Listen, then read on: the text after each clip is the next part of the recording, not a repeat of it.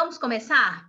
Esse nosso primeiro tópico, como eu disse, não está expressamente previsto no edital, mas nós vamos falar um pouquinho sobre a teoria geral dos direitos humanos, alguns conceitos importantes e também é muito importante que vocês conheçam as gerações de direitos humanos. Por mais que isso não esteja expresso, pode aparecer inclusive em outra parte da matéria, né? Ser cobrado dentro de outra parte. Então é importante sim conhecermos essa teoria geral. Vou projetar as nossas questões, tá? O arquivo que nós temos aqui com as questões. Vocês têm o PDF de vocês, não é? Com as questões. Podem acompanhar aí. Quem ainda não resolveu as questões, sugiro que pause o vídeo, faça primeiro para depois assistir a correção, tá bom? Porque assim o seu estudo fica mais efetivo. Então, nós vamos ver aqui questões que cobram conceitos, classificações, terminologias, as gerações de direitos humanos, e tudo isso é muito importante, porque, por mais que não esteja expresso no edital, você não consegue compreender bem uma matéria se você não tiver esse conhecimento básico, não é? Então, quem está com a apostila, é o primeiro capítulo da apostila. E, aliás, quem não tem apostila e está aqui no curso, vou colocar um link para vocês adquirirem, um cupom de desconto para adquirir a apostila com valor promocional, tá? Porque acho muito importante essa leitura. Ainda dá tempo, quem fica me perguntando se ainda dá tempo de ler umas 4 vezes essa apostila até a prova, gente. É só disciplina e boa vontade, não é? Ninguém disse que seria fácil. Mas, fazendo a sua parte, é muito provável que você consiga um bom resultado, não é? Na hora certa, esse resultado vem. Então, vamos lá fazer a nossa parte. A primeira questão, e lembrando que nós não temos questões anteriores da Banca Selecom de direitos humanos. Procurei muito, achei questões de constitucional, de outras matérias, mas não em direitos humanos. Né? O que nós temos são questões que se referem à parte de direitos fundamentais, isso não é direitos humanos, isso é direito constitucional. Mas eu consegui compreender o perfil da banca, então eu trouxe aqui questões que eu achei que se parecem, né? Que estão mais ou menos dentro do perfil do que é cobrado pela Selecom, tá bom? Essa primeira questão, ela vai nos cobrar o conhecimento sobre conceitos. Então, olha o que diz a questão. Os direitos humanos são denominados com vários termos. Assinale a alternativa que não é aceita contemporaneamente por expressar uma ideia ultrapassada sobre o tema. Então, vamos, antes de resolver a questão, falar sobre essas terminologias. As duas mais famosas são direitos humanos e direitos fundamentais. Então, primeiro vamos conceituar o que são direitos humanos. Em que eles diferem de direitos fundamentais? Não é? Por que eu não posso usar essas expressões como sinônimas? Por que é errado pensar assim tecnicamente? Não é? Então, vamos lá. Direitos humanos são os nossos direitos mais básicos, mais importantes, que estão previstos em documentos internacionais, em textos internacionais. Já os direitos fundamentais também são direitos importantes, né? Aqueles direitos mais relevantes que nós temos ligados à nossa dignidade, só que eles estão previstos em documentos internos, é na Constituição de cada estado, na legislação interna de cada país. Então, olha que legal, meu direito à vida, se eu enxergo esse direito lá na Declaração Universal dos Direitos Humanos, como ele está em um documento internacional, eu vou chamá-lo de direito humano. É o meu direito humano à vida, porque está em um documento internacional. Mas esse mesmo direito à vida também é um direito fundamental, porque ele está na Constituição brasileira. Então, vejam, o mesmo conjunto de direitos, a depender do local em que está previsto, pode ser classificado como direito humano ou como direito fundamental. Tranquilo? Então, direitos humanos estão previstos em normas internacionais. Direitos fundamentais estão previstos na Constituição e nas leis internas de cada país. Eu nunca vou dizer os direitos fundamentais que estão na DUDH. Não. Se é um documento internacional, né, eu não vou dizer que as regras de Mandela trazem direitos fundamentais. Não, elas trazem direitos humanos, tá bom? Então, quem não sabia, conhece a partir de agora a terminologia e vai falar certinho, não é? Além disso, temos expressões que são mais antigas, que já foram utilizadas e que hoje não são consideradas adequadas, justamente porque elas têm um caráter de direitos naturais, direitos que são inerentes ao ser humano, mas que não estão escritos, não estão positivados em lugar algum. E aí pensem comigo, o que adiantava lá na Idade Média uma pessoa saber que ela tinha direito à liberdade se o rei podia mandar prender essa pessoa? Ela sabia que tinha direito à vida, inerente ao homem, mas o rei podia mandar matar essa pessoa. Então, o que eles perceberam? Essa ideia de que existem direitos naturais, que nascem com o homem, que são inerentes ao homem, isso não tinha efetividade. Se eles não estavam escritos e protegidos em algum documento, um rei, né, de acordo com seu arbítrio, podia mandar prender, matar, tirar a propriedade das pessoas. Então, eles queriam mais. Né? E aí essas expressões, direitos do homem, direitos naturais, foram ficando ultrapassadas, porque significam direitos que não estão escritos, não estão positivados em lugar algum. Então, apareceu em prova direitos naturais, direitos do homem, como a gente vai ver aqui na questão, são expressões ultrapassadas, tá bom? Porque nós queremos direitos escritos, positivados, que a gente possa cobrar, inclusive judicialmente, se eles não forem respeitados. Entendido? Então, aqui na questão, eles colocaram direitos naturais, direitos fundamentais, direitos da pessoa humana, direitos humanos fundamentais, direitos essenciais da humanidade. Todas essas expressões se referem, né, a direitos que estão escritos em algum lugar, com exceção de direitos naturais. Lembrem-se que naturais são direitos inerentes ao homem, são direitos que nascem com o homem, não escritos, não positivados.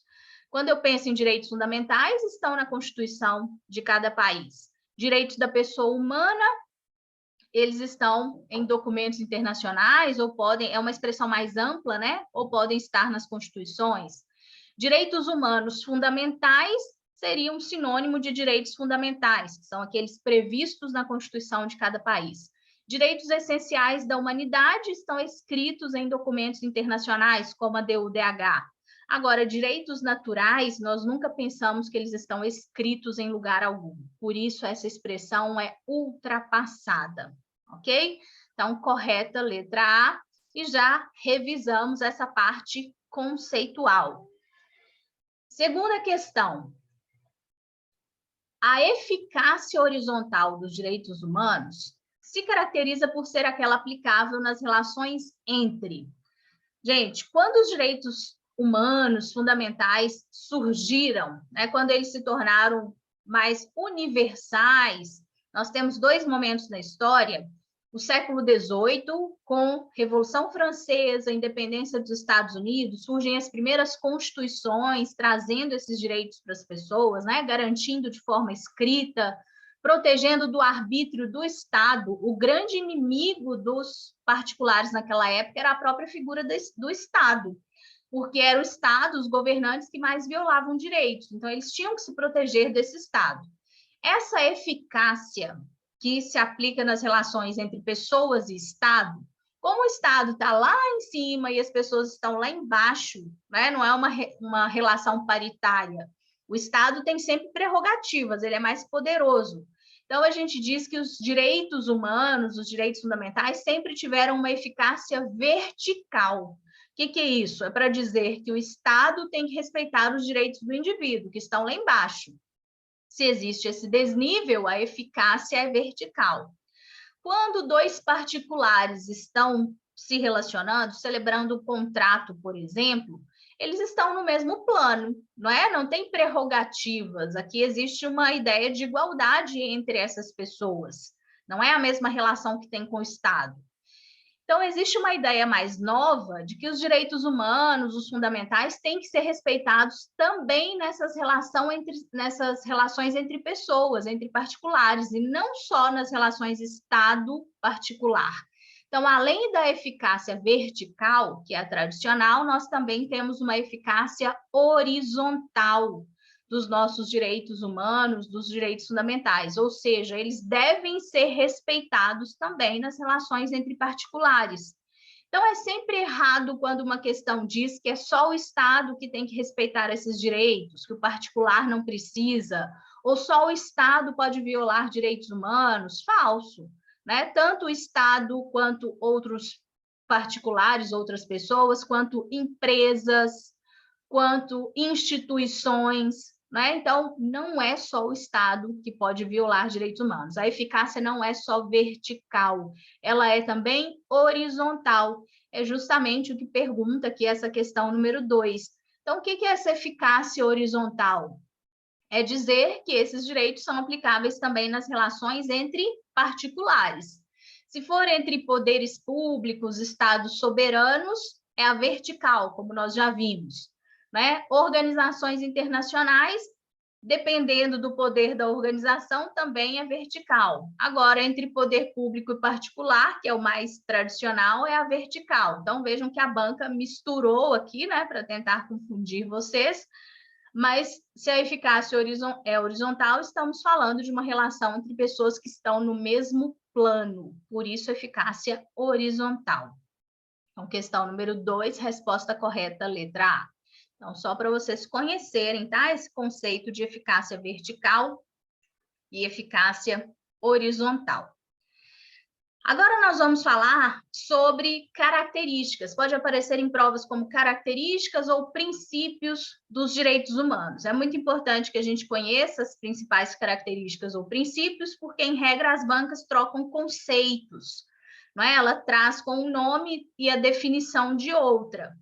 Então, é muito interessante. E aqui a questão número 3 nos pede a incorreta. E aí é uma questão boa para a gente estudar, não é? Porque nós temos aí 4 alternativas que estão certas, que podem te ajudar a memorizar o conteúdo, e só uma errada. Vamos discutir aqui a questão. Letra A. A indivisibilidade dos direitos humanos se refere a que não se pode cindi-los e que devem ser reconhecidos e protegidos unitariamente. Correto. Inclusive, muita gente confunde aqui nessa questão esse unitariamente. O que significa isso, gente? Nós temos vários direitos, não é? Eles devem ser protegidos unitariamente, mas eles fazem parte de um todo indivisível. Essa é a ideia de indivisibilidade. Existem vários direitos, eu consigo identificá-los, mas eu não consigo protegê-los de forma individual, né? Cada indivíduo tem seus direitos, mas eles fazem parte de um todo. Essa é a ideia de indivisibilidade. Eu não tenho como separar esse conjunto de direitos humanos, certo? Então, é a ideia de indivisibilidade desses nossos direitos. A letra A está certinha, ótima para vocês guardarem esse conceito. Letra B. A inalienabilidade dos direitos humanos se caracteriza por vedar a sua disposição pecuniária com o objetivo de venda. Correto. Dizer que os nossos direitos são inalienáveis significa dizer que eu não posso vender, transferir, alienar, não é? Eles não têm conteúdo econômico. Aqui eu tenho uma ligação direta com a dignidade. Dignidade que toda pessoa tem, é o grande fundamento dos nossos direitos humanos. Isso não pode ter valor econômico, né? Eu não posso querer vender os meus direitos humanos para alguém, porque eles são inalienáveis. Certinha a letra B. Letra C. A imprescritibilidade dos direitos humanos reconhece que seu exercício se dá no tempo, devendo ser exigido sob pena de perecimento. Errado.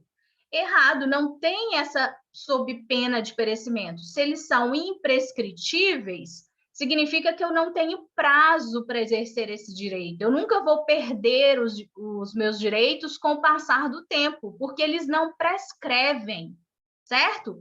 Esse é o erro da letra C, e aí vocês vão corrigir a alternativa.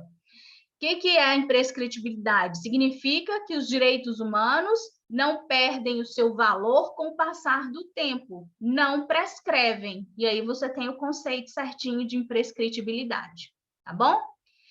Letra D. A irrenunciabilidade dos direitos humanos se refere à vedação da própria pessoa de permitir violações a esses direitos. Olha que legal isso, gente. Os direitos são nossos, mas eu não posso vender, eu não posso renunciar, eu não posso abrir mão. Eu não posso dizer para alguém, olha, fique à vontade, pode violar meus direitos humanos, eu te autorizo. Nós não podemos fazer isso. São nossos direitos, mas eles são tão importantes e têm um vínculo direto com a nossa dignidade que nós não conseguimos renunciar, abrir mão desses direitos. Então, está correta a letra D, é a característica da irrenunciabilidade dos direitos humanos. Letra E. A proibição do retrocesso representa que os direitos humanos já concretizados e alcançados não podem mais ser suprimidos.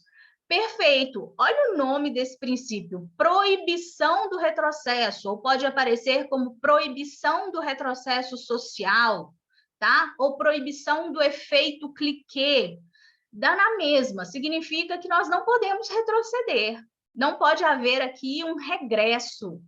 Tudo que já foi conquistado tem que ser mantido ou melhorado. Perder direitos não se admite, né? Então, essa é a característica ou princípio da proibição do retrocesso ou proibição do retrocesso social ou efeito cliquê dos nossos direitos humanos. Muito legal, não é? Então, nós vamos parar aqui esse primeiro vídeo para termos vídeos mais curtinhos, aí de até uns 15 minutos, para facilitar o estudo de vocês. E já falamos, então, olha como já avançamos, de conceitos, eficácia dos direitos humanos e características dos direitos humanos. Repito, por mais que isso não esteja expresso no seu edital, pode aparecer dentro de outras questões e é absolutamente relevante para você compreender a matéria como um todo, tá bom? Então, já nós voltamos para terminar essas questões aqui da Teoria Geral dos Direitos Humanos. Até já.